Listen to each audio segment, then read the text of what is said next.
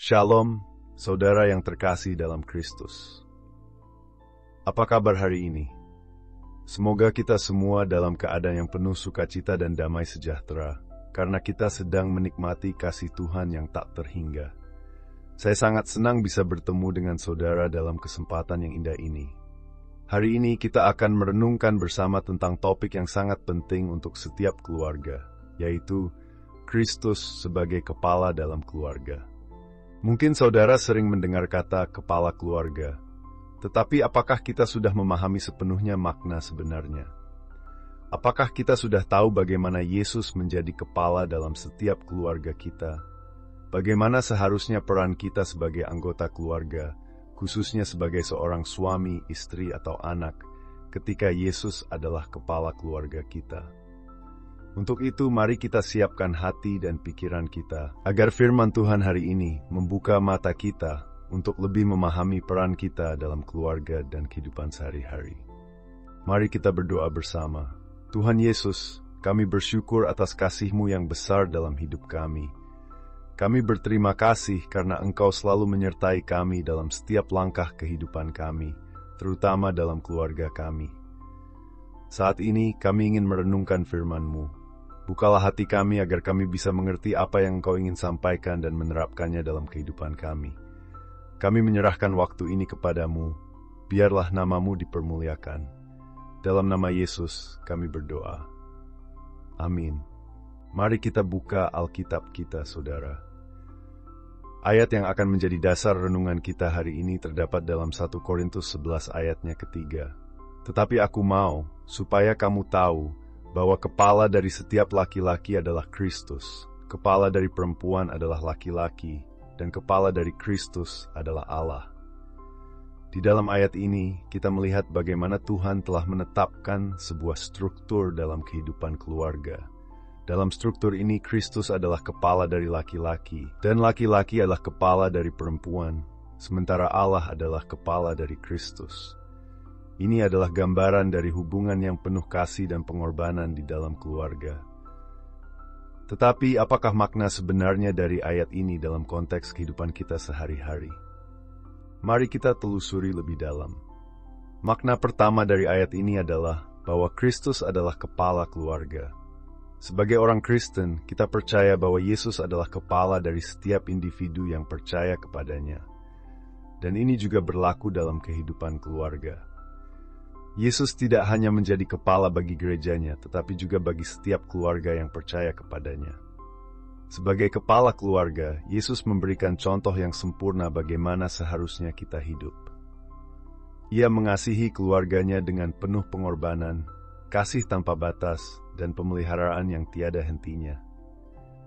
Makna kedua adalah bahwa laki-laki sebagai kepala keluarga dipanggil untuk menjadi pemimpin yang mencerminkan Kristus.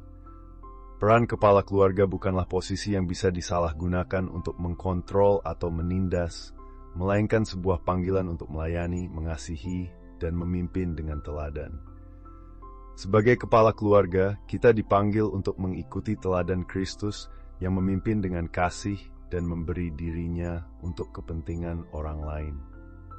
Sebagai suami, kita harus mencintai istri kita seperti Kristus mencintai gerejanya, rela mengorbankan diri demi kesejahteraan keluarga kita.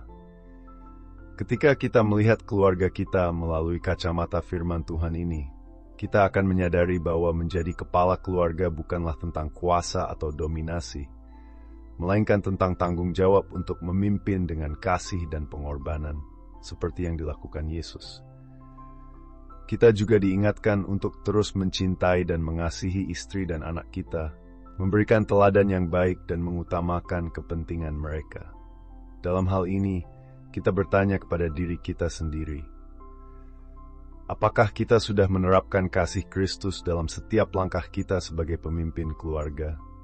Apakah kita sudah memberikan perhatian yang cukup kepada keluarga kita? Apakah kita sudah mengasihi mereka sebagaimana Kristus mengasihi kita? Sekarang, mari kita refleksikan bagaimana prinsip ini dapat diterapkan dalam kehidupan sehari-hari kita. Dalam kehidupan keluarga, kita seringkali dihadapkan dengan tantangan yang tidak mudah. Namun, dengan mengikuti teladan Kristus, kita dapat menjalani kehidupan keluarga yang penuh damai dan kasih. Saya ingin membagikan sebuah ilustrasi nyata. Bayangkan seorang suami yang bekerja keras setiap hari untuk memenuhi kebutuhan keluarga. Ia mungkin sering pulang larut malam, tetapi jarang menghabiskan waktu bersama istri dan anak-anaknya. Ia berpikir bahwa yang terpenting adalah memenuhi kebutuhan material seperti makanan, pakaian, dan tempat tinggal. Namun, sebagai kepala keluarga, ia juga dipanggil untuk memberikan perhatian emosional, kasih, dan waktu bersama keluarga. Memimpin seperti Kristus berarti tidak hanya memenuhi kebutuhan fisik, tetapi juga kebutuhan spiritual dan emosional keluarga. Waktu yang dihabiskan bersama, doa bersama, dan komunikasi yang penuh kasih akan mempererat hubungan keluarga. Sebagai kepala keluarga, kita harus selalu ingat bahwa peran kita bukan hanya sebagai pencari nafkah, tetapi juga sebagai pemimpin yang mengarahkan keluarga kepada Kristus.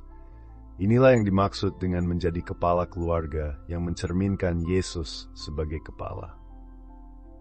Berikut ini ada beberapa cara sederhana yang bisa diterapkan dalam kehidupan sehari-hari.